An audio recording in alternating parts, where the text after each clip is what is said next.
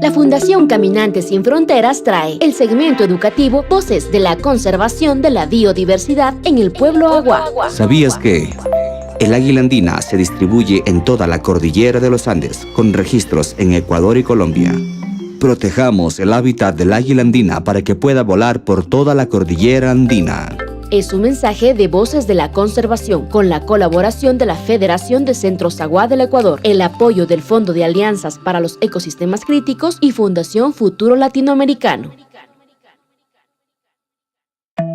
Fundación Caminantes Sin Frontera Karamdi Urusa Kamdamisna Pikpara Kuiragin Soshpa Puebla Wagin Inatkish Katsawamne Nayamati Engalandeskin Kara Iyamati Ecuadorgin Colombia Gingas Kuiragi Aishen Katsawambayel Watminkuernava Cordillera Andeskin Ane Masakainami Pikpara Kuiragin Yen Wendu Federación de Centros Agua del Ecuador Gaza Kara que Wendu Fondo de Alianzas para el Ecosistema Críticos Kara Fundación Futuro Latinoamericano.